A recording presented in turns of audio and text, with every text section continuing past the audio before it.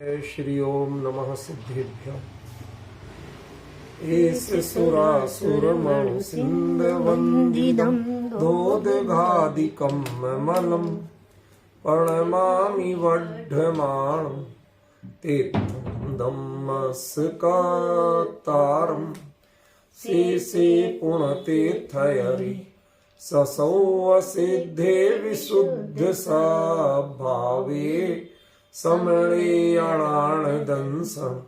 चरित तव वीर्यायारि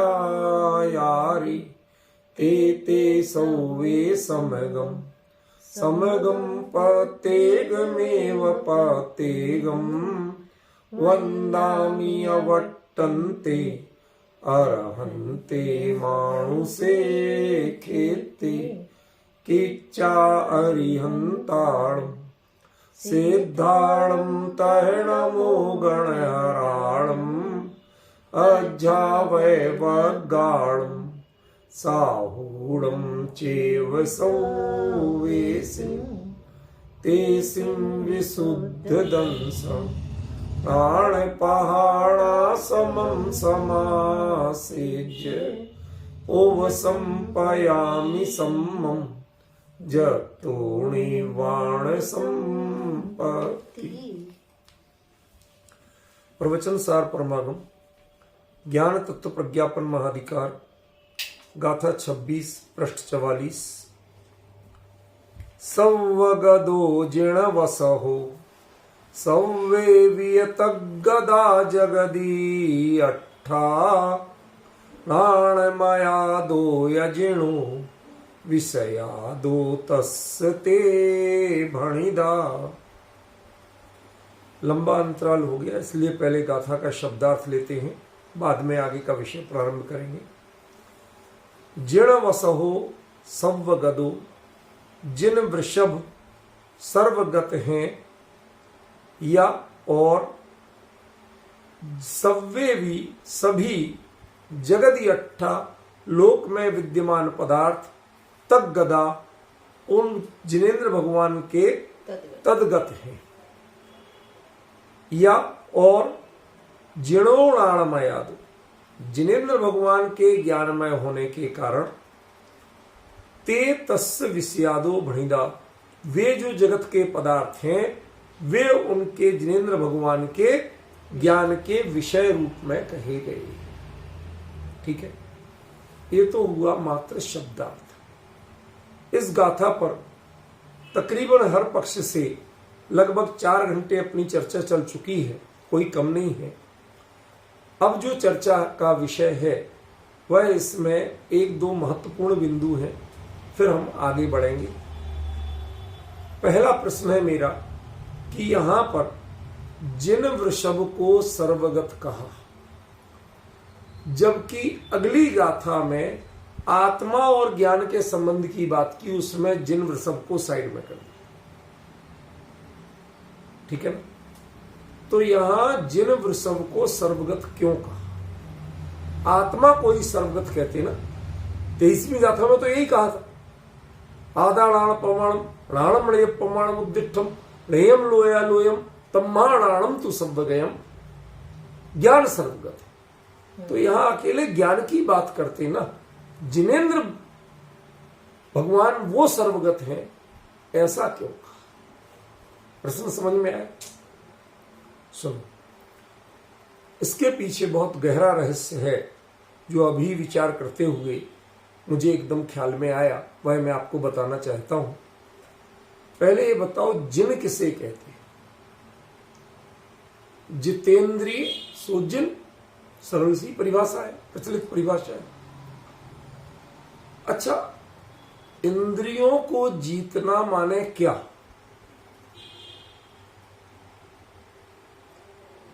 मुंह से रोटी नहीं खाना, कान से शब्द नहीं सुनना, आंख से कुछ कलर नहीं देखना, नहीं। समझ गए ना? यही जितेंद्रियपना है क्या? नहीं। तो जितेंद्रियपना माने क्या? जितेंद्रियपना में किया क्या जाता है? वो प्रश्न समझ में आ रहा है कि नहीं आ रहा? जितेंद्रिय बनने की प्रक्रिया में किया क्या जाता है? सुख गुण का को विषय बदला जाता है, दर्शन गुण का विषय बदला जाता है, चारित्र गुण का विषय बदला जाता है, वीर्य गुण का विषय बदला जाता है। किसका विषय बदला जाता है? कहां अंतर आता? ध्यान रखना, वीर्य गुण का जो कार्य है वह आत्मा के बाहर किसी में चरितार्थ नहीं होता। आप कर ही नहीं सकते। यदि कर सकते तो जिनेंद्र भगवान अनंत वीर्य के धनी हैं, थोड़े बहुत नहीं। कितने? अनंत वीर्य के धनी हैं। यदि कर सकते तो 3 लोक को पलट के रख देते। समझ गया? 3 लोक को उनसे खतरा ही नहीं। कि क्यों? क्योंकि वीर्य गुण का जो परिणमन है वह अपने आत्म स्वरूप की मर्यादा के बाहर किसी में जाता ही नहीं, घटित होता ही नहीं। कितनी गजब वस्तु व्यवस्था है। क्यों ईश्वर करता है? इसकी स्वरूप तो देखो, कितना अद्भुत स्वरूप। कि आत्मा में जो वीर्य नाम का गुण है वह पर में चरितार्थ होते ही नहीं, वह आत्म स्वरूप से बाहर पर में जाते ही नहीं, उसका पर से रिश्ता होते ही नहीं, संपर्क होते ही नहीं। समझ में? जो चक्रवर्ती पूरी सेना को इस उंगली से गिरा देता है ना, वो वीर्य गुण का परिणमन नहीं है, वो वीर्य गुण का परिणमन नहीं है। वो चक्रवर्ती का जो पुण्य है वो उसका परिणमन है, वीर्य गुण का परिणमन नहीं है। आत्मा के बल से नहीं गिराता है। समझ गया ना? यदि उसका नाम बल हो, उसका नाम वीर्य हो, तो फिर भाई साहब चक्रवर्ती भी चलो अनंत के नहीं सही, आधे के ही सही, अनंत चतुष्टय में से आधा तो मान ही ले इनके लिए, कुछ तो नंबर दे ही दे। लेकिन वो पूरी 18 अक्षौहिणी सेना को गिरा, एक उंगली के झटके से गिरा देने वाला वह बल नहीं है, वीर्य नहीं है। वह चक्रवर्ती जो पुण्य कर्म है उसके साथ जो नाम कर्म की प्रकृतियां जुड़ी हुई हैं वह उनका परिणमन है, वह आत्मा के वीर्य गुण का परिणमन नहीं। एक एक करके घटा के बताऊंगा, समझ में आया? सुख वह पर से मिलता नहीं है, आत्मा पर से सुखी होता नहीं है। यदि पर से सुखी होता हो, लड्डू कचौड़ी में सुख मिलता हो, तो एक जगह 10 लोग भोजन कर रहे हैं, वही भोजन कर रहे हैं दावत में, किसी को वही कष्ट का निमित्त बन रहा है और किसी को उसी में मजा आ रहा है। जो मजा आ रहा है वो भी सुख गुण का परिणमन नहीं है, और जिसे कष्ट का अनुभव हो रहा है वो भी सुख गुण का परिणमन नहीं।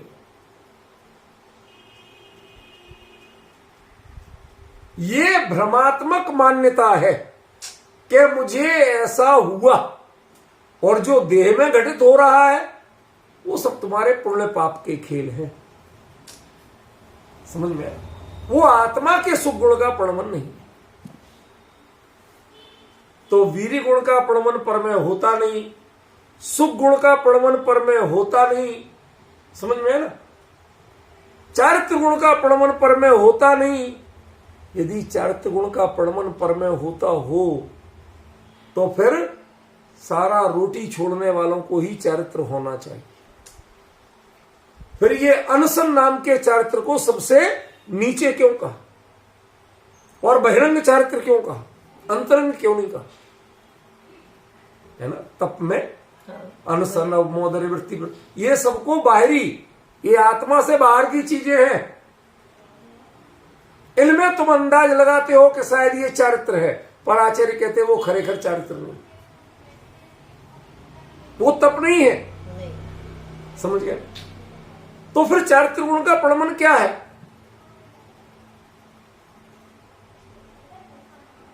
कोई गुण, एक ज्ञान नाम के गुण को छोड़ के कोई भी गुण इंद्रियों से प्रवृत्त होता ही नहीं है।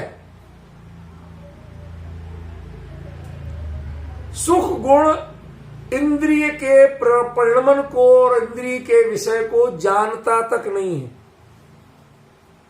आप कहते ना इंद्रियों से सुख मिला, ये आपकी वैसी ही कल्पना है जैसे कुत्ता हड्डी में सुख मानता है। वो मानता है, मिलता नहीं है।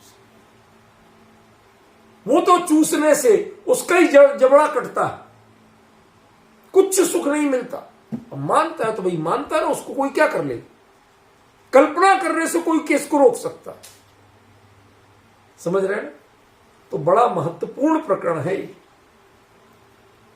कोई भी गुण ऐसा नहीं है जिसका इंद्रियों से कोई संबंध हो, जो इंद्रियों से हारता या जीतता हो, जिसका परिणमन इंद्रियों के माध्यम से कभी भी संभव हो, ऐसा ज्ञान के अलावा कोई गुण आत्मा में नहीं। समझ में? तो किसी को जिन कहना, जितेंद्रिय कहना, इसका मतलब ज्ञान गुण के परिणमन की बात कहना है। वह अनंत गुणों के परिणमन की बात नहीं। वह दर्शन, सुख और वीर्य, चारित्र, इन गुणों के परिणमन की बात नहीं है। वह यदि है तो एकमात्र ज्ञान गुण के परिणमन की बात है।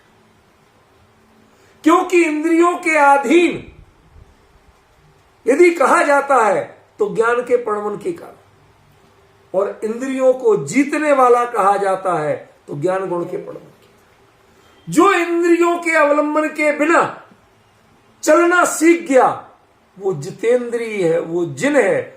और जो अभी तक इंद्रियों के अवलंबन के बिना चलना नहीं सीख पाया ज्ञान, वो इंद्रियाधीन ज्ञान है।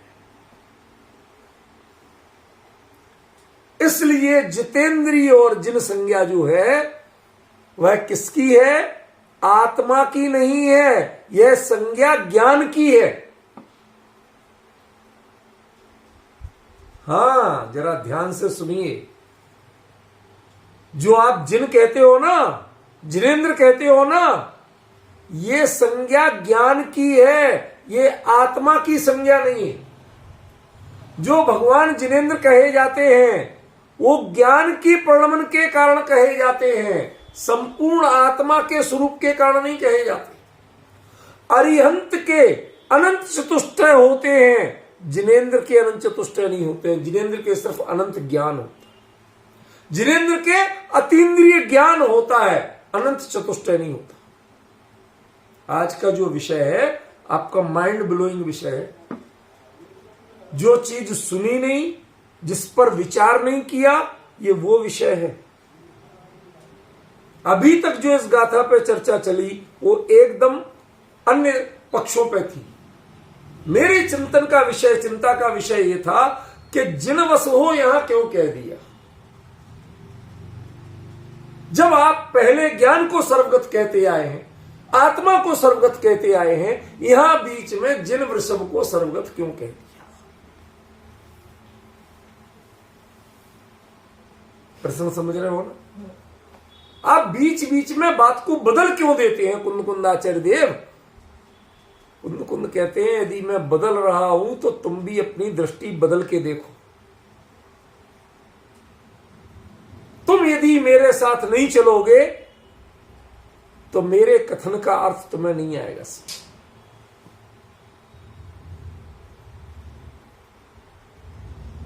मुझे बाइबल का एक वाक्य याद आता है, उसमें वो लिखते हैं, if you do not understand my silence you will never understand my words. यदि तुम मेरे शांति को, चुप्पी को, मौन को, इसका अर्थ नहीं समझ सके तो मेरे शब्दों का क्या अर्थ समझोगे तुम? क्योंकि मेरा मौन जो कुछ कहता है, मेरे शब्द तो उतना कहते ही नहीं। जिनेंद्र की मुद्रा जितना कहती है, जिनेंद्र के शब्द उतना नहीं कहते।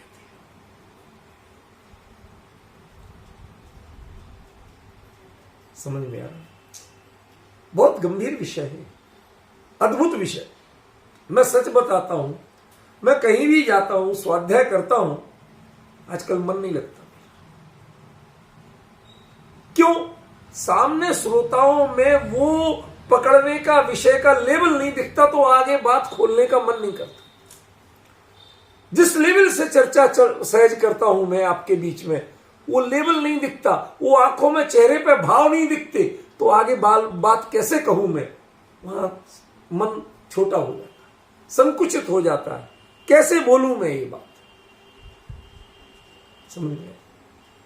जब जिस विषय पर कहते ही सामने लोगों को ऐसे लगने लगा क्या हो गया, ये कैसे? अरे तुम पहले उसको जिज्ञासा भाव से सुनो तो सही, पचाने की कोशिश तो करो, समझने की कोशिश तो करो।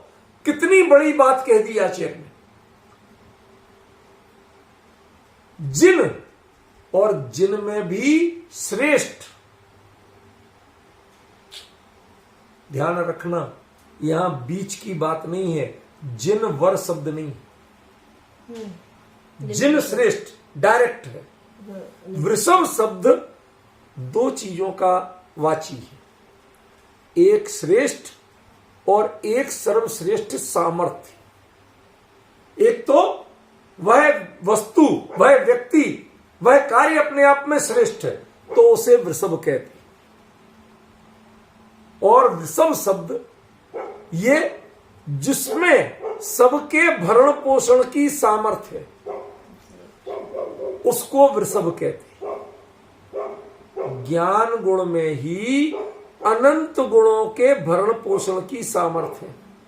यदि ज्ञान विपरीत परिणमन करता रहे, ज्ञान इंद्रियाधीन प्रवृत्ति करता रहे, तो ज्ञान भी कभी सर्वगत नहीं हो सकता और आत्मा भी कभी सुखी नहीं हो सकता। वह अनंत बल का धनी होते हुए भी अनंत वीर्यवान नहीं हो सकता। सामर्थ्य में चीज पड़ी है, परिणति में कभी नहीं आ सकती। इसलिए जिनों में श्रेष्ठ यदि कोई है तो वो क्या है? वह ज्ञान गुण का परिणमन। कौन सा परिणमन? जिसमें जगत संवगत, वो जगत के जितने भी पदार्थ हैं वो उसमें तद्गत हो जाते हैं। मतलब ज्ञान गुण का वह स्वरूप में ऐसा निर्मलतम परिणमन कि तुम अपने आप में निर्मल हो रहे हैं, लेकिन जगत के सारे पदार्थ उसमें आके तद्गत। यद्यपि वो जगत ही यानी लोक में ही है, अपनी अपनी जगह ही है। आचार्य का प्रयोग तो देखो, उस समय मैंने बताया था कि जगत ही ये सप्तमी प्रयोग किए। कोई अनाड़ी होता तो इसको षष्ठी प्रयोग करता, जगत के पदार्थ। आचार्य ने सारा व्याकरण बदल के उसमें सप्तमी दे दी, बता दिया कि जगत के पदार्थ जगत में ही है, जो जहां था वहीं है, और वहीं रहते हुए भी तद्गत हो गए हैं। ये खूबी किसकी है? ये जिन वृषभ। पहले तो आप जितेंद्रिय बनिए, ज्ञान का परिणमन, इंद्रियाधीन प्रवृत्ति छोड़िए, और उसमें भी वृषभ इतने समर्थ बनिए कि अनंत गुणों को फीडिंग दे सके, अनंत गुणों का भरण पोषण कर सके। यदि ज्ञान इंद्रियाधीन प्रवृत्ति करता रहे, यदि इंद्रिय विषयों के अधीन बना रहे, वह स्वरूप में समर्पित प्रवृत्ति करना न कर पाए, तो ना अनंत दर्शन होगा, ना सुख अनंत होगा, ना बल अनंत होगा, ना चारित्र अनंत होगा। सारे के सारे पंगु बने रहे। स्वभाव में सामर्थ्य अनंत पड़ी रहेगी, लेकिन प्रणति में कभी नहीं होगी। इसलिए आचार्य देव ने क्या प्रयोग किया?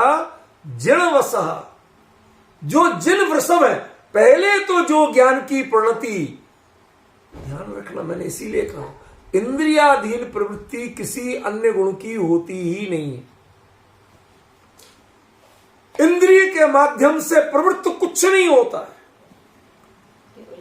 जो आपको जीभ पे रसगुल्ला मीठा लगता ना, ये जीभ को तो लगता नहीं, ये तो तय है, ठीक है ना।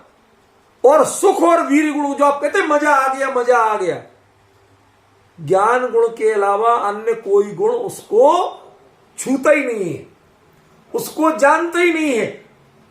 अन्य किसी गुण को उसको पता ही नहीं है कि जीभ पर रसगुल्ला रखा गया, इसका पता किसको है? क्या अकेले ज्ञान को पता? वो ही सबको कल्पना देता है, इसमें मजा आया और इससे मुंह जल गया, कितनी तीखी मिर्ची है। ये जो देता है, ये जो फीडिंग दे रहा है, वो कौन दे रहा है? ज्ञान दे रहा है। अन्य सभी गुणों को, उनकी जो प्रणतियों को पराधीन जो बना रहा है, वो भी कौन है? इंद्रियों के माध्यम से प्रवृत्त होने वाला ज्ञान। तो क्या कहा आचार्य देव ने? जिन शासन ने क्या कहा, केवली परमात्मा ने क्या कहा कि जो ज्ञान पहले जिन बने, स्वयं इंद्रियाधीन प्रवृत्ति छोड़े, पहली ड्यूटी तो ये। और जिन बनते बनते इतना सामर्थ्यवान बने कि अन्य सभी गुणों को अनंतता प्रदान कर सके, उनकी परिणतियों को अनंतता प्रदान कर सके, उसका नाम जिन वृषभ। तो जिन वृषभ कौन हुआ? ज्ञान गुण का स्वरूपमय स्वाभाविक परिणमन, उसका नाम जिन वृषभ है। और ज्ञान गुण का जो स्वरूपमय स्वाभाविक परिणमन है, वह कैसा है? सर्वगतो, वह सर्वगत है, माने सबको जानने वाला। एक ओर कहते हो स्वाभाविक परिणमन है, अपने स्वरूप में है, और दूसरी ओर कहते यही तो खूबी है, तुम अपने आप में इतने निर्मल हुए, इतने निर्मल हुए, इतने निर्मल हुए कि लोक के सारे पदार्थ जैसे वो हैं उससे बेहतर तुम्हारे अंदर झलक। वो जैसे हैं वैसे हैं, लेकिन जो ज्ञान में, केवली के ज्ञान में झलक रहे हैं, उसकी स्पष्टता वह उससे भी, जैसी वस्तु स्थिति है उससे भी अनंत गुनी स्पष्टता। क्यों? क्योंकि उसमें एक समय में एक परिणमन है, और केवली के ज्ञान में उसी पदार्थ के, उसी गुण के एक समय में अनंत परिणमन है। तो बताओ, अनंत गुनी स्पष्टता हुई कि नहीं हुई? लॉजिक समझ में आया सचिन? क्या पदार्थ के पास जाओ तो पदार्थ एक समय में एक परिणमन को दिखाता है, और केवली का ज्ञान उसी समय में, उसी पदार्थ के, उसी गुण के सर्वकालवर्ती अनंत परिणमनों को दिखाता है। ध्यान रखना, मैंने अब जो शब्द बोला है वो बहुत सोच समझ के बोला है। मैंने त्रिकालवर्ती नहीं बोला, सर्वकालवर्ती बोला। केवली का जहां प्रसंग हो, कैवल्य का जहां प्रसंग हो, सर्वज्ञता का जहां प्रसंग हो, वहां तीन नहीं आ सकता, वहां संख्या नहीं आ सकती, वहां सिर्फ सर्व आएगा। ये बात मैं क्यों कह रहा हूं? थोड़ी सी आपको तकलीफ तो लगेगी। आप जरा पढ़िएगा आचार्य अमृतचंद्र स्वामी की टीका। कहां से शुरू कर रहे हैं? ज्ञानम ही त्रिसमयावच्छिन्न, तीन समय, तीन समय, भूत, भविष्यत और वर्तमान। ये सर्वज्ञता की दृष्टि नहीं है, ये सर्वज्ञता की व्याख्या नहीं है, ये सर्वज्ञता की परिभाषा। सर्वज्ञता में भूत, भविष्यत और वर्तमान का भेद नहीं हो सकता। उसके लिए सभी काल युगपत प्रत्यक्ष है, तो वो किसी को भूत कैसे कह सकता है, और किसी को भविष्य कैसे कह सकता है, और किसी को वर्तमान कैसे कह सकता है? अभी मैंने यही तो कहा कि जगत के पदार्थ जितने क्लियर हैं, उससे अनंत गुनी उनकी स्थिति केवली के ज्ञान में क्लियर है, क्योंकि वह पदार्थ उस समय में एक समय के परिणमन को दिखा रहा है, लेकिन केवली का ज्ञान उसी समय में उसी पदार्थ के उसी गुण के अनंत परिणमनों को सर्वकालवर्ती परिणमनों को जान, उसे त्रिकालवर्ती कहना छद्मस्थ बनाना है, सर्वज्ञ बनाना नहीं है। क्योंकि जिसने त्रिकाल को कहा वो एक काल में खड़ा हो गया और बाकी उसके लिए भूत भविष्यत हो गए। ये छद्मस्थों को होता है।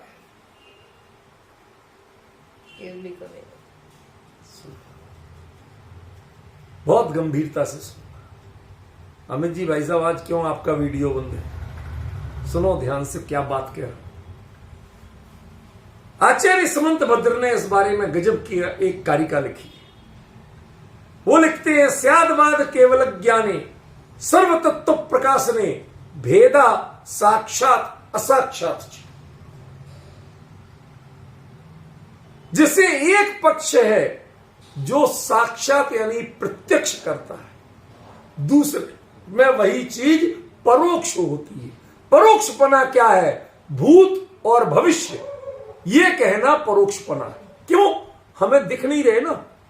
तब तो आपने भूत कहा, तब तो आपने भविष्य कहा। जिसे वर्तमान में प्रत्येक क्लियर दिख रहे हो, वो उसे भूत और भविष्य कैसे कहेगा?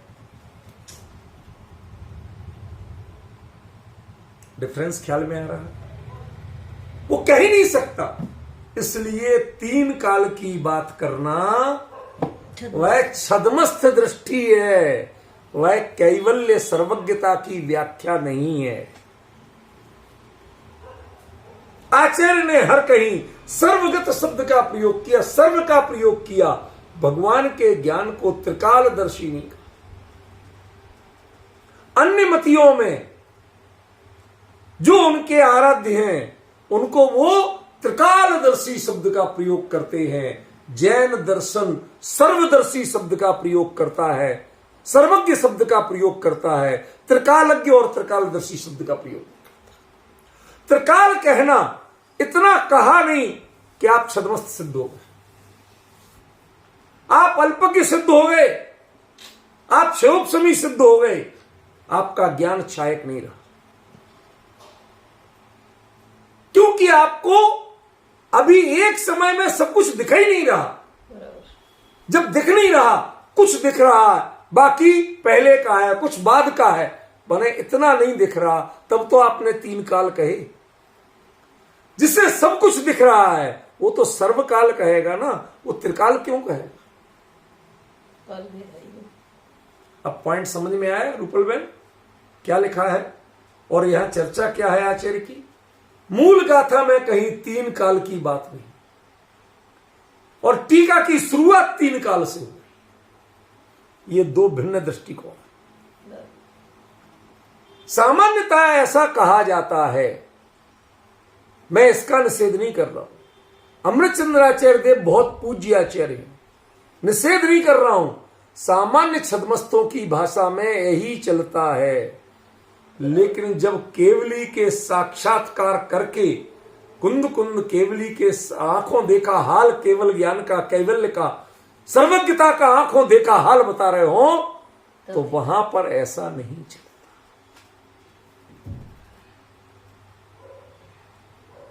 सभी छद्मस्त बैठे हो, सभी को छद्मस्तों की बात करनी हो, तो त्रिकाल की ही बात चले।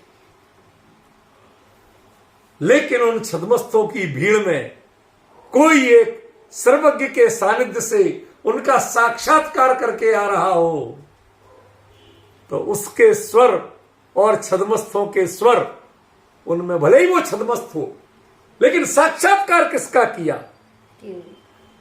किसके अनुसार बोल रहा, उसके अनुसार बोल रहा है, तो उसके स्वर में और छद्मस्थों के स्वर में अंतर होगा। वही अंतर यहां है।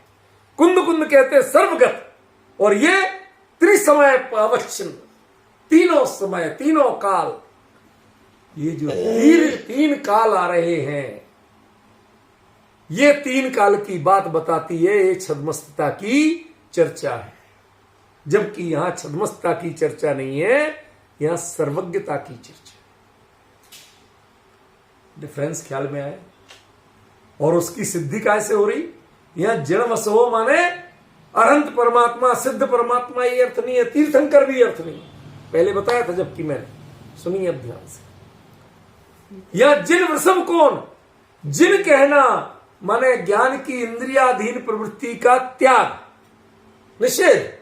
सो जिन, और जिनपना इतना बढ़ गया, इतना बढ़ गया, इतना परिपूर्णता को प्राप्त हो गया कि वह अन्य अनंत गुणों का भरण पोषण कर सके, उनको भी अनंत बना सके।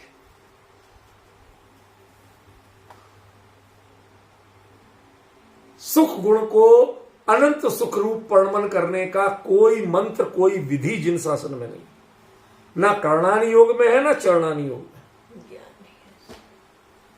ज्ञान जब इस रूप में परिणमन करता है अपने आप में, तो बाकी सभी गुण वृषभ हो, वो उनका वृषभ बन जाता, उनका भरण पोषण करने वाला बन जाता है, वह उनको अनंतता प्रदान करने वाला बन जाता है।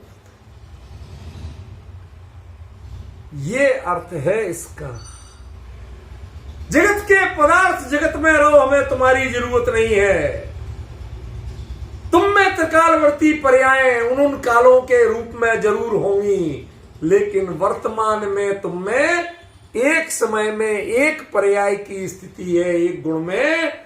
और हमारे ज्ञान में, केवली के ज्ञान में, जिन वृषभ के ज्ञान में एक समय में अनंत पर्यायों की युगपत अवस्थिति है, जिसमें कोई भूत नहीं है, कोई वर्तमान नहीं है, कोई भविष्य। ये है सर्वगतपना।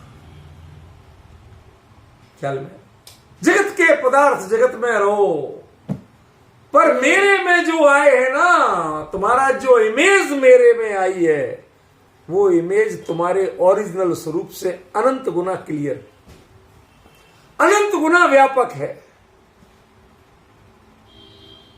समझ में आ रहा? और क्या कहते हैं, ऐसा हो कैसे गया कि जिणोणाणमया दो, जो जिन है वो मात्र ज्ञानमय है। अभी क्या कहा था, अभी क्या कहा था? जिन माने जितेंद्रिय, जितेंद्रिय माने इंद्रियों से प्रवृत्ति यदि किसी की होती है तो मात्र ज्ञान, और जितेंद्रिय कोई बनता है तो मात्र ज्ञान बनता है। सुख, वीर आदि कोई गुण जितेंद्रिय नहीं बनते, क्योंकि जिनकी उनमें प्रवृत्ति नहीं थी, उनकी उससे निवृत्ति कैसे करोगे आप? जिसकी प्रवृत्ति होगी उसे तो निवृत्त करोगे, जिसकी प्रवृत्ति आज तक पर में नहीं हुई है, उसकी पर से निवृत्ति का मतलब क्या? सच बता रहा हूं, ऐसा ये जो विषय आचार्य देव ने यहां दिया है और जो उसका व्याख्यान आज चल रहा है, ये संपूर्ण जिन शासन में जितना मैंने, यद्यपि मुझे नाम मात्र भी जानकारी नहीं है, इतना मैं मानता हूं, कोई अहंकार नहीं कर रहा हूं, पर जितना पढ़ा है पिछले 45 सालों में, कहीं ये विषय इस रूप में देखा, इस रूप में जाना नहीं। जिनेंद्र ज्ञान में, अरे जिनेंद्र अनंत दर्शनमय नहीं है, अनंत सुखमय नहीं है, अनंत वीर्यमय नहीं है। हाँ, नहीं है, वो अरहंत तो होंगे, वो सकल परमात्मा होंगे, लेकिन जिनेंद्र नहीं है, क्योंकि जिनेंद्र का संपर्क, जिनेंद्र का परिचय, जिनेंद्रपना सिर्फ ज्ञान से निर्मित होता है, वह अन्य गुणों का उससे कोई संबंध ही नहीं। अरिहंत का संबंध अन्य गुणों से है, लेकिन जिनेंद्र का संबंध अन्य गुणों से नहीं।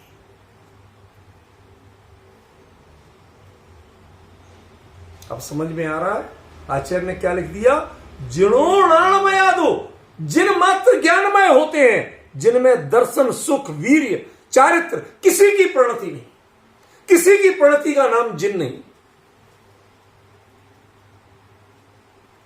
ये लॉजिक देखिए आप, क्या लॉजिक दिया। जिनेंद्र ज्ञानमय होने से अन्य गुणों की जरूरत ही नहीं है, विकल्प तक नहीं है। जिनपना माने ज्ञानमय, जो ज्ञान अपने स्वरूप में ही पर्यवसित हो गया, स्वयं से शुरू हुआ और स्वयं में ही पूर्ण हो गया, वो जिन है। उस आत्मा में उसी समय दर्शन सुख वीर्य अनंत गुण हैं, लेकिन उन गुणों का नाम जिन नहीं है। उन गुणों के प्रणमन के कारण उनका नाम जिन नहीं है। ज्ञान की स्वतः परिवसित माने अपने से शुरू होना और अपने में ही पूर्ण होना, अपने से बाहर जानी नहीं, ऐसी परिणति का नाम ही जिन है। तो ऋणमयादो जिनो, जिन ज्ञानमय है, अन्य किसी मय नहीं।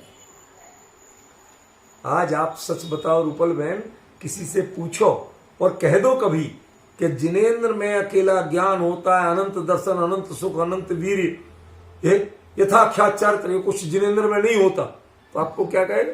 पागल हो गए। छूटते ही एक उत्तर मिलेगा, पागल हो गए, ज्ञान का अजीर्ण हो गया। अनेकों उपाधियां मिल जाएंगी आपको, लेकिन मैं क्या करूं? मैं तो कह ही नहीं रहा, ये तो भगवान कुंद कुंद कह रहे हैं, जिनो नामयादो, जिन अकेले ज्ञान में होते हैं और किसी में उनमें कुछ होता ही नहीं। अन्य किसी का परिचय दिया और जिनपना खत्म हुआ। वो अर्हत हो सकते हैं, सकल परमात्मा हो सकते हैं, और जितने नाम देना हो सब हो सकते हैं, लेकिन जिन नहीं हो सकते। जिनपना अकेला ज्ञान के कारण। अब समझ में आया? आचार्य ने आत्मा ज्ञान प्रमाण, ज्ञान ज्ञेय प्रमाण, ये चर्चा कर रहे थे ज्ञान के सर्वगतत्व की, और यहां जिन बीच में ले आए। कौन सा ज्ञान? जो ज्ञान जिन बन सका है, जिसने ज्ञान ने इंद्रियों की अपेक्षा छोड़ी है, इंद्रियाधीन प्रवृत्ति छोड़ी है, ऐसा ज्ञान ही जिन है। अन्य किसी का नाम जिन नहीं। सोचिए कभी कहीं ऐसा वर्ण, और देखो ये कोई मैं अलग से नहीं कह रहा हूं, आचार्य खुद लिख रहे हैं, जिनो प्राणमयादो, जिन अकेले ज्ञानमय। समझ में? और दूसरे गुणों की प्रणति को जिन नहीं कहा। और जो सर्वगतपना है वो क्या है कि ते तस्य विषयादो भणिदा, वो उसके विषय कहे गए हैं, भगवान ने उन्हें विषय बनाया नहीं। बहुत बड़ा अंतर है। इंद्रियां विषय बनाती हैं, जितेंद्रिय के विषय कहे जाते हैं। बहुत बड़ा रहस्य इस पंक्ति में। भणिदा कहे गए हैं, ये नहीं। बहुत सी चीजें होती ना जो कही जाती, ये मैथमेटिक्स होती ना, जब हिसाब लगाते हैं एक के माने 11,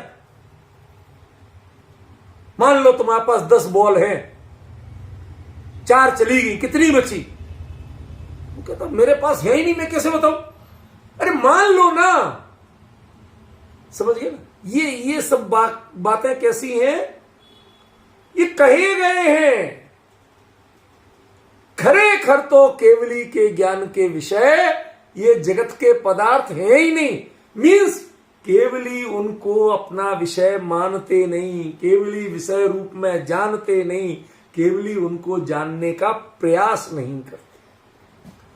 तुम खुद उसमें तद्गत हो जाते हो, ये तुम्हारी खूबी है। केवली का ज्ञान वो अपने आप में जो स्वतः परिवेशित हुआ, जो निर्मलता को प्राप्त हुआ, वो लोकालोक को जानने के लिए नहीं हुआ। वो लोकालोक उनके विषय कहे गए। केवली से पूछो तो वो कहे भाई साहब मैंने तो नहीं जाना। कौन है ये, कहां से आए? कि साहब आप ही में तो झलक रहे हो। एक सरल सा दृष्टांत देता हूं, शायद कुछ आपको समझ में आए। ये जो गुजरात में वो गोल गोल शीशों वाली ड्रेसें बहुत चलती हैं ना, आपके डांडिया वांडिया में चलती हैं ना, कपड़े में लाल हरे नीले गहरे रंग के कपड़े पहन लिए और उनमें जगह जगह शीशे लगा दिए। यद्यपि शीशे को कोई ज्यादा सुंदर नहीं लगते, लेकिन लगाए जाते हैं। क्यों लगाए जाती हैं? क्यों? क्योंकि ये दिखाना है कि सब मेरी ओर लगे हुए हैं। क्यों? क्योंकि उन शीशों में पूरा जितना क्राउड है जो उनको डांडिया रास देख रहा है, समझ में आए, वो सब एक व्यक्ति एक जगह अकेला है और रास में नाचने वाली 50 हैं और 50 में 50,000 शीशे लगे हुए और वो हर शीशे में वह एक व्यक्ति दिख रहा है। एक व्यक्ति दिख रहा है। देखिए मैं शब्द बदल रहा हूं, पहले एक व्यक्ति दिख रहा, फिर एक व्यक्ति दिख रहा, हर व्यक्ति दिख रहा। तो उनसे पूछा जाए कि तू अपने आप में डांस कर रही है, डांडिया खेल रही है, या तू इनको झलका रही है? कि ये झलकते हैं, ये मेरे ओर तदगत होते हैं, लेकिन मैं यदि मुड़ के शीशों को देखने लगूं तो मैं अपना डांस भूल जाऊंगी। मेरा रास, मेरा जो ये रास शब्द अलग है, मूल शब्द है लास्य। लास्य माने ऐसा सौंदर्य, ऐसा आनंद जिसमें दूसरे का विकल्प ही नहीं, समझ में? तन्मय। तो वो जो लास्य है, वो जो डांडिया रास है, वो अपने रास में, वो अपने रस में मग्न है और उस रस में मग्न होते हुए उनकी ड्रेस के जो एक एक दर्पण है, उस एक एक दर्पण में अनेक अनेक जो डांस देखने वाले हैं, वो हर व्यक्ति हर दर्पण में झलक रहा है। लेकिन वह डांस करने वाली, वह रास रचने वाली, वह एक भी बिंब को देखती नहीं है। वो मग्न अपने में है, वरना उसका रास खंडित हो जाएगा, उसका लास्य खंडित हो जाएगा। फिर इंपॉर्टेंस किसकी हो जाएगी? जिसको देख लिया, ऐसे देख के ऐसा देख लिया, फिर वो व्यक्ति प्रधान हो जाएगा, आपका लास्य खत्म हो जाएगा। ऐसे ही केवली अपने में मग्न है। वो ये जगत के पदार्थ जो हैं, ये उनकी निर्मलता के विषय कहे जाते हैं। केवली से पूछो भगवान आपने जाना? किसको जाना? किसने जाना? कहे जाते हैं, है नहीं। झलक रहे हैं, यहां तक तो सही है, तद्गत हुए हैं, यहां तक तो सही है, लेकिन उन्होंने जाना, ये गलत है। वो उसमें झलके, ये बिल्कुल सही, लेकिन मैंने उन्हें झलकाया या जाना, मैंने ये ड्रेस इसलिए पहनी थी कि वो सब झलके। डांडिया में ऐसी पहनी जाती, सो पहन ली थी। स्वरूप में प्रणति जब लीन होती है तो ऐसी निर्मलता प्रकट होती है कि लोग झलकते हैं। अब ये अलग बात है।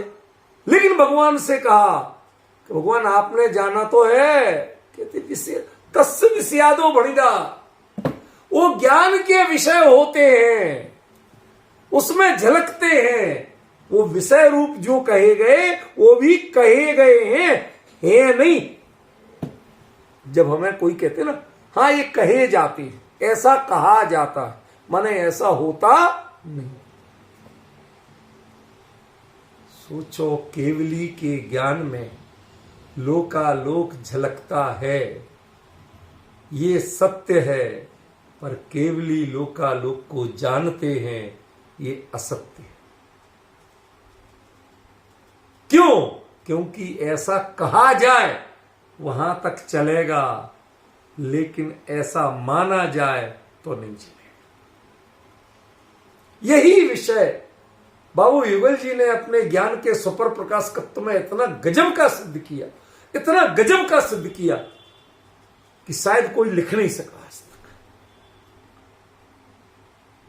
लोग पकड़ नहीं पाते, अरे ज्ञान तो सुपर, तो हमने कब कहा नहीं, लेकिन पर झलकता है। जो ज्ञान पर को जानने में प्रवृत्त होता है वह जिन नहीं, वह ज्ञान नहीं है। उस ज्ञान पे ठप्पा तो पर की आसक्ति का लगाव, वह पर की गुलामी करता है, वह संकुचित हो जाता है। क्यों? क्योंकि तुम किसी एक को जानना चाहते। समझ गए? जो किसी का नहीं है वह ज्ञान, उसको सारी दुनिया उसमें को झलकाना, उस अपने आप को उसमें झलकाना चाहिए। वो तत्पर होती है, उसको हर कोई देखता है, लेकिन वो किसी को नहीं देखता। एक खोटा दृष्टांत दे रहा हूं, क्षमा करना, क्षमा याचना के साथ कह रहा हूं। एक सच्चे भावलिंगी मुनिराज, बिल्कुल स्वस्थ युवा, सब तरह से लोक की दृष्टि के आइडियल, ठीक है ना, कोई कमी नहीं। दीक्षा के बाद 3 दिन के उपवास के बाद पहली बार पारणा के लिए निकले।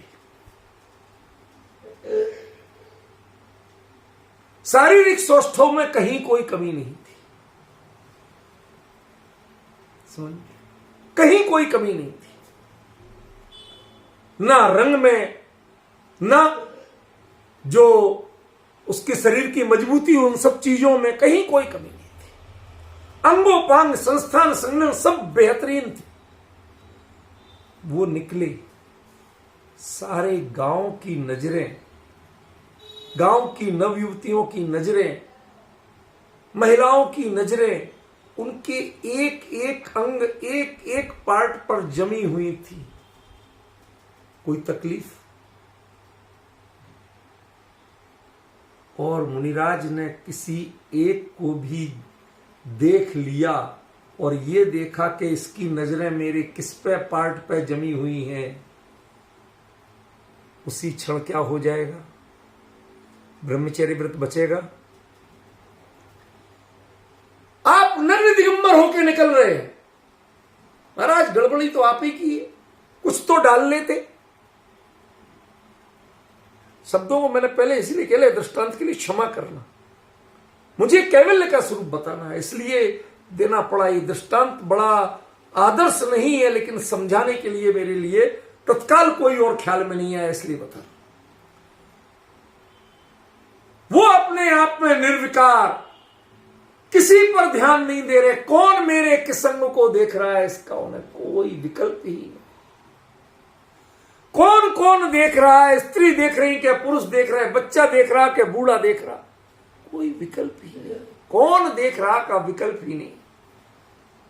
वो अपने शांत चित्त वैराग्य रस में पगे हुए मुनि धर्म के अनुसार पारणा के लिए आकड़ी लेके नासाग्र दृष्टि से जा रहे हैं। लोग कहते हैं महाराज ऐसे मत निकला करो, हमारी नई नई लड़कियां हैं, ये तुम्हारे नग्न शरीर को देख करके इनके मन में विकार उत्पन्न हो जाता है।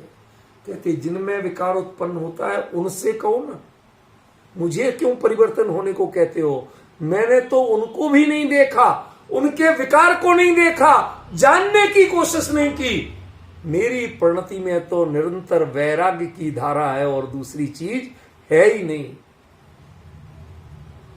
इसलिए मुनिराज दोषी नहीं हो सकते हैं। और मुनिराज एक तिरछी नजर से जान भर लें कि कौन क्या देख रही है, उसी क्षण मुनिराज अनंत दोषी हो जाए।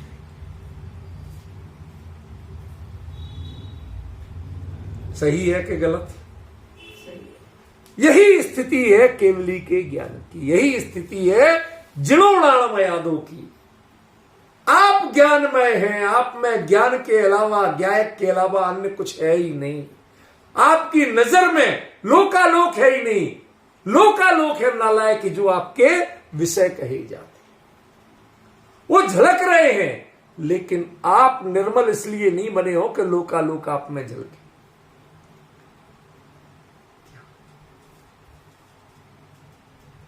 कभी कभी लोग सभ्य और शिष्ट बनने के लिए भी साफ सुथरे कपड़े पहनते, बाल बनाते, समझ में। और कभी कभी लोग दूसरों को आकर्षित करने के लिए भी घर की बढ़िया से बढ़िया ड्रेस पहनते हैं, अच्छी से अच्छी हेयर स्टाइल बनाते हैं। दोनों एक ही चीज है क्या? जिसके दृष्टि एक बाल को यूं संवारने में जिसकी दृष्टि यदि ये है कि लोग मेरे पर आकर्षित हों, वो उसी क्षण से अनंत पाप बंद कर रहा। कोई देखे या नहीं, कोई आकर्षित हो या नहीं, लेकिन उसका सारा पाप बंद इसने उसी क्षण। और जो मात्र शिष्टता के रूप में सहज जा रहे हैं, जैसा है सो है, लेकिन उनको रंच मात्र भी कोई पाप का बंध।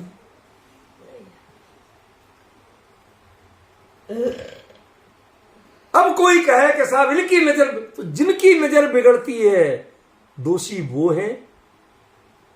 तुम विषय के रूप में कहे जाते हो, तुम भगवान के ज्ञान के विषय कहे जाते हो, लेकिन भगवान तुम्हें ज्ञान का विषय बनाते। आज आपको एक और चीज बताता हूं। भगवान शब्द जो है, इस भगवान शब्द का अर्थ क्या है? अरहंत है, सिद्ध है, अनंत चतुष्टय वाला है, सर्वज्ञ है, केवली है, परमात्मा है। क्या अर्थ है इसका? कोई तो अर्थ के लिए यहां भरो। मैंने इतने सारे नाम बता दिए, आपको पता है भग शब्द का अर्थ क्या है? जिन सहस्र नाम में और कई जगह कातंत्र व्याकरण में और भी कई जगह भगम ज्ञानम, भग शब्द का अर्थ है ज्ञान, और भगवान माने ज्ञानवान। आ गया ना? प्राणमयादो या जिणो। यदि जिनका अर्थ भगवान भी लेते हो तो कोई अंतर पड़ता नहीं, क्योंकि भगवान शब्द का अर्थ ही ज्ञानवान है। ज्ञान की स्वरूप में समर्पित प्रणति का नाम ही भगवान है।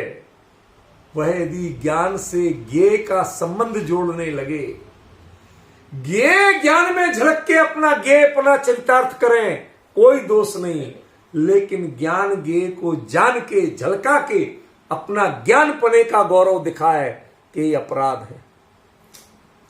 केवली का ज्ञान लोकालोक को झलका के गौरवान्वित नहीं होता है।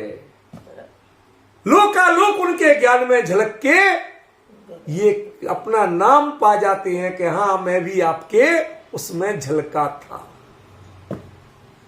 मैं भी आपका विषय बना था। कहते ये तो कहा जाता है, ऐसा होता नहीं है। क्यों? क्योंकि भगवान ने कभी विषय के रूप में उनको जाना ही नहीं है, झलकाया ही नहीं है। वो तो अपने आप में अनंत निर्मलता को प्राप्त हुए। क्यों? क्योंकि उन्होंने विकारों का परिचय तक छोड़ दिया, पर का परिचय तक छोड़ दिया। यह स्थिति है इस गाथा की वास्तविकता। समझ में आ गया? ये विषय बाकी था, इसलिए उस दिन के बीच में इतना अंतराल पड़ गया, इतना अंतराल पड़ गया। फिर मुझे पीड़ा लग रही थी कि यदि ये गैप बार बार पड़ता रहा तो इतना गंभीर विषय वह याद नहीं रहेगा, तारतम्य टूट जाता है। ये कंटिन्यू चलना चाहिए। इसलिए मुझे 2 दिन का अंतराल भी स्वीकार नहीं हो रहा था। तो मैंने कहा चलो और 2 दिन लग जाए, लेकिन अब जो चले तो बिल्कुल एक धारा में चलना चाहिए, कंटिन्यूटी में चलना चाहिए, इसमें ब्रेक नहीं आना चाहिए। शांत मन से विचार करो। जिन माने ज्ञान की स्वाभाविक प्रणति, इंद्रिया से बिल्कुल निरपेक्ष प्रणति, जिसे इंद्री का नाम पता नहीं, इंद्री की अपेक्षा क्या होती है ये पता नहीं, इंद्री का विकल्प जिसे नहीं उठता, अनंत स्वाधीन जो प्रणति है उसका नाम जिन। और साथ में जिन वृषभ कौन? मैं मुझे पता है कि मैं बात को रिपीट कर रहा हूं, लेकिन ये उपसंहार कहलाता है। समझ में आया? निष्कर्ष तो एक बार याद रहे। तो जिन वृषभ कौन कि ज्ञान की वह प्रणति इतनी अनंत हो जाए, इतनी परिपूर्ण हो जाए कि अनंत गुणों का को अनंत बनाओ की प्रणति को अनंतात्मकता देने में समर्थ हो जाए। इसका मतलब दर्शन, सुख, वीर्य, चारित्र, इनकी प्रणतियां जो अनंतात रूप कही जाती हैं, वह उनके अपना श्रेय नहीं है, उसमें उनका अपना पुरुषार्थ नहीं है। वह सारा पुरुषार्थ, वह सारा पौरुष, वह ज्ञान का। इसलिए वह ज्ञान, वह स्वाधीन ज्ञान, वह वृषभ कहा गया। वृषभ भरण पोषण करने के अर्थ में कहा जाता। जिन वृष, वृष माने जब धर्म आपका पोषण करने में समर्थ हो जाए और आपको अन्न से पोषण करने की जरूरत नहीं रह जाए, तब वह वृष है। जब धर्म आपको धारण करने में समर्थ हो जाए, आपको किसी का सहारा नहीं लेना पड़े इंद्रिय विषय का, तो उसका नाम वृष है। और वृषम भरति, उस वृष को जो भरण करता है, उसको भी जो पोषण देता है, उसका नाम है वृषभ।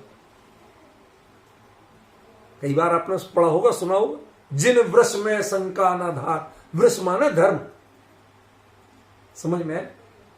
और धर्म का जो भरण पोषण करे, उसका नाम वृषभ।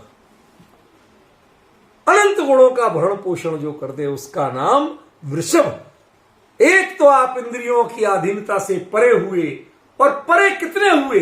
कैजुअली नहीं हुए, थोड़े बहुत देर के लिए नहीं हुए, अनंत काल के लिए इतने निवृत्त हो गए कि उसके बाद पुनः इसमें प्रवृत्ति होना नहीं है, तो तुम वृषभ बन गए। कई बार छद्मस्त अवस्था में भी जीव जिन तो बनता है, लेकिन जिन वृषभ नहीं बनता। समझ गए? और अपने में इतने तन्मय के जगत के पदार्थ जगत में रहते हुए भी तुम में तद्गत हो जाए, ऐसे तद्गत हो जाए कि वो असल में जितने हैं, जैसे हैं, उससे अनंत गुना निर्मल आपके में दिखे। ठीक है ना? और जिन जो है वो ज्ञानमय है, जिन में और कुछ ढूंढना मत। यदि कुछ भी ढूंढा तो वो जिन नहीं रह जाएंगे, फिर कभी अनंत होंगे, कभी सिद्ध होंगे, कभी परमात्मा होंगे, सब कुछ हो सकते हैं, जिन नहीं हो सकते। जिन पना माने ज्ञानमय, ज्ञानात्मक प्रणति। ख्याल में दूसरी कोई विकल्प आए तो वो जिन नहीं, ठीक है ना? और जो जिन हो गया, उसके लिए वह विषयादो भणिदा। ध्यान रखना, लास्ट बात कह रहा हूं। पत्नी पति को रोज भोजन कराती थी, बढ़िया से बढ़िया पसंद के पकवान आदि सब बना के खिलाती थी। पति ने दीक्षा ले ली। संयोग की बात, बहुत मार्मिक दृष्टांत है, इसको बहुत सात्विक और मार्मिक दृष्टांत। संयोग की बात, आप लोगों जैसे कोई समझदार मिल जाए और उन्हें आहार देना हो, चौका लगाना हो, तो कहें बहन, तुम्हें उनकी पसंद अच्छी तरह पता है,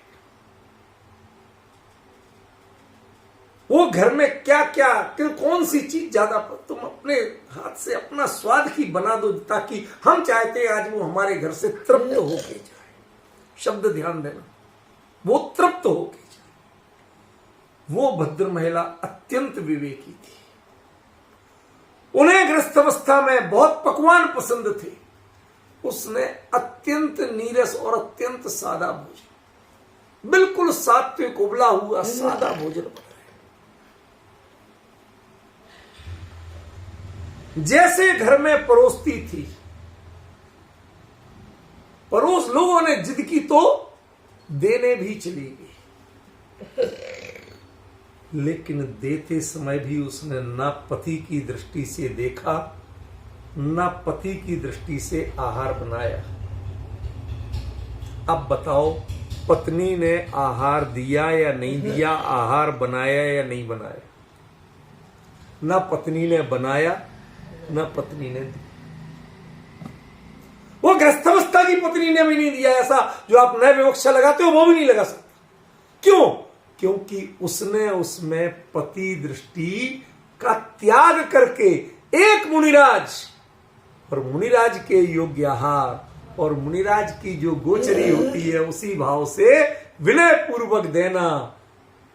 पत्नी होती तो मनुहार करके अपने भावों को व्यक्त करके जिद करके देती, लेकिन एक भद्र महिला, एक श्राविका वह मुनिराज को मनुहार और जिद करके नहीं दे सकती है। सिर्फ उनके भावों को देखते हुए अपने आप को धन्य मानेगी कि मुझे इनको आहार देने का मौका मिला। घर में भोजन करा के एहसान जताती थी, आज अपना सौभाग्य मानती।